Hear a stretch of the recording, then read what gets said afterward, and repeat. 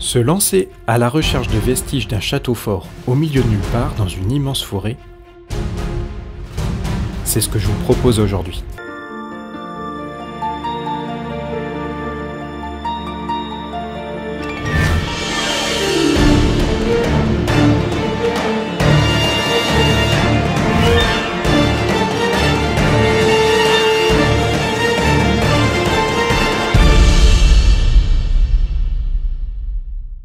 Bonjour les amis et bienvenue dans cette nouvelle vidéo qui est, accrochez-vous bien, la 100e pile poil de la chaîne. J'en profite également pour vous souhaiter une excellente année 2023 et bien entendu je vous remercie encore une fois pour votre confiance et votre soutien sur cette chaîne. Cette année les amis, je vais me fixer un rythme de 2 vidéos par mois, donc elles sortiront comme d'habitude à 19 h, donc tous les 15 jours à partir d'aujourd'hui. Je le répète souvent, mais pensez bien à vous abonner si ce n'est pas déjà fait, et à mettre un pouce en l'air, à commenter aussi les vidéos, c'est très important pour faire évoluer la chaîne. Moi je pourrais faire encore plus de choses, et avec un petit effort, avant la fin de l'année, on sera 2000. Je n'ai pas beaucoup d'indications sur ce château, et d'ailleurs il apparaît sur très peu de cartes.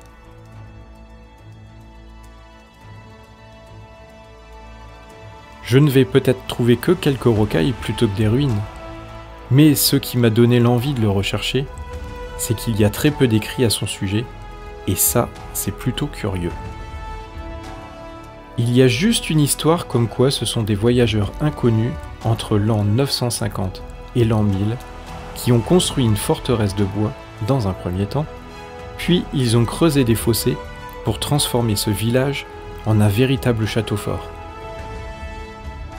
Il fut par la suite abandonné et pillé en 1789. Et comme beaucoup de symboles de noblesse pendant la Révolution française, il fut complètement démoli et réutilisé pour fabriquer des bâtiments aux alentours. Et s'il restait des vestiges de cette forteresse? Eh bien c'est ici, dans cette énorme forêt, que mes recherches se poursuivent.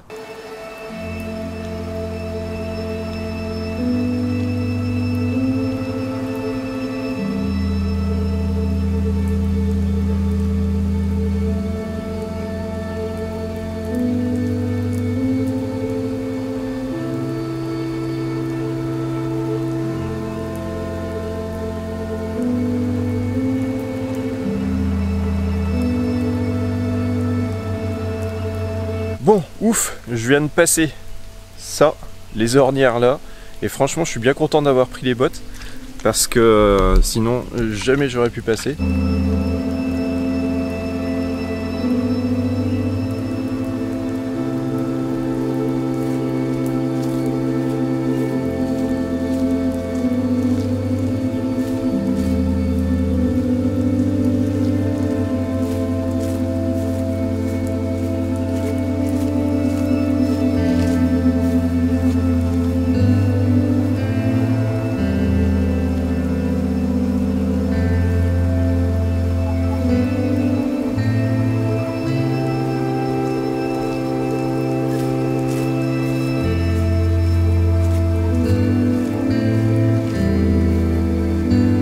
Ça y est, je suis arrivé à un embranchement, on doit vraiment pas être loin.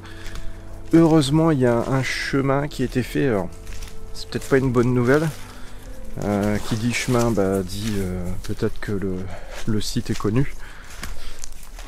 Donc j'avance, et je croise les doigts, j'espère qu'on va trouver quelque chose. On s'approche quand même parce qu'il y a des petites monticules, comme si ça avait été un ancien mur d'enceinte.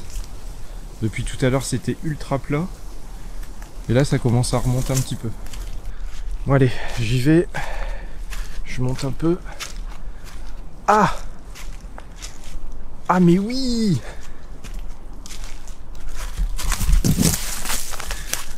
Je crois qu'on tient quelque chose là. Je pensais franchement pas que ça allait être comme ça. On tient quelque chose les amis, on tient quelque chose.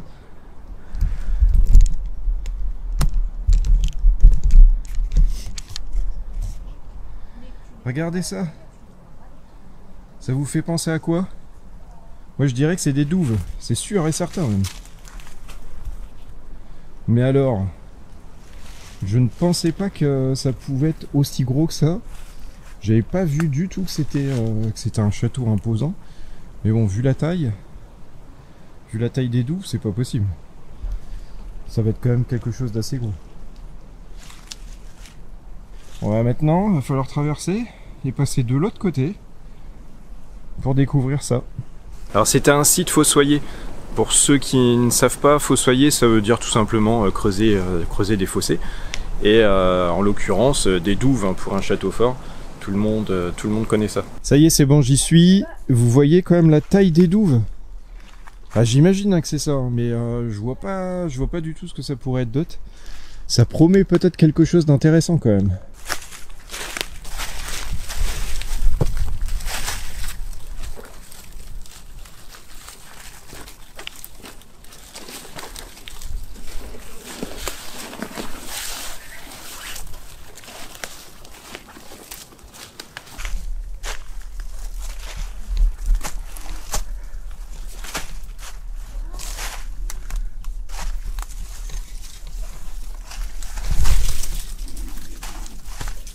Je peux vous dire que c'est vraiment pas facile à monter.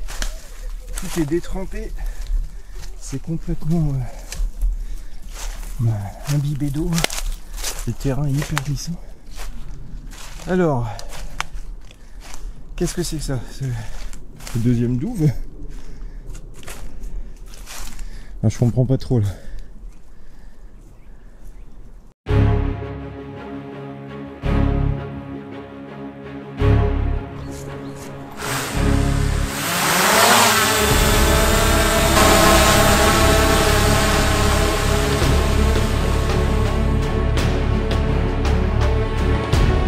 Le drone m'a permis d'y voir plus clair, car de ma position je ne pouvais avoir une vue globale des lieux. Quel ne fut pas mon étonnement lorsque j'ai découvert cette deuxième douve. Je n'avais jamais vu une chose pareille. Sur le coup, j'ai fait le rapprochement avec le château de la Motte Chandonnier, qui est très connu des urbexeurs. Mais ici, nous avons bien deux réseaux de douves distincts, reliés à la rivière toute proche.